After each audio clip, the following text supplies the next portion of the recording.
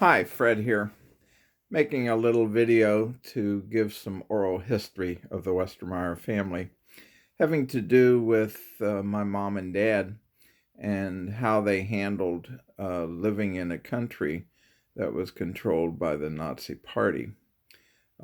This is just a little example of the kind of things they did to avoid being reported to the Nazi Party.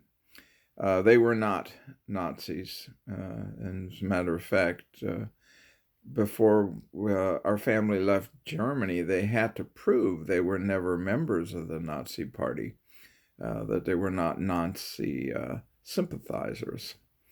Um, and they did so. They were able to prove that they were not. Um, my mom and dad were not particularly political, and they didn't support what was going on in Germany during the period of time prior to World War II and during World War II, but obviously they had to live there, so they had to deal with it. And one of the ways they dealt with that was to take precautions to make sure that nobody understood or nobody found out that they were not in favor of the Nazi Party. Back in about the middle 1930s, this was after the Nazis had taken over, Hitler had taken over, and became, in essence, the chancellor or the dictator of Germany. There was a major fight that was going to take place between Joe Louis, an American black boxer, and Max Schmeling, a German boxer. It was going to be for the World Championship.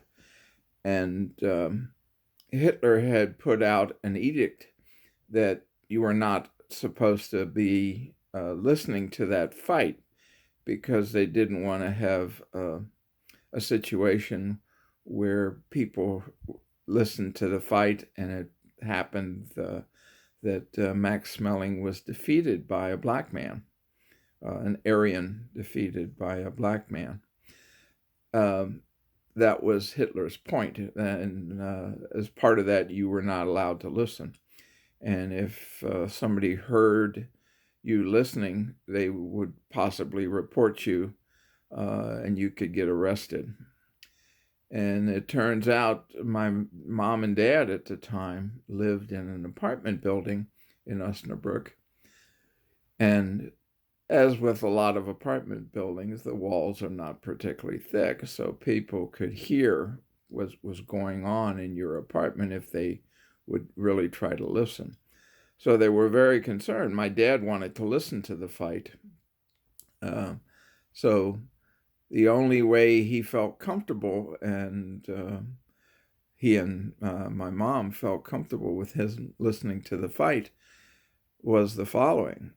He actually sat in the middle of the living room with the radio, and I believe he may have had some headsets, but either way, he was sitting in the middle of the living room with the radio. My mom put a bunch of blankets over the top of him, so there was no way that it could be heard, even within the apartment, that he was listening to the fight between Max Schmeling and Joe Louis. And he listened to the whole fight that way. So one of the things that they did to avoid getting into trouble with the Nazis.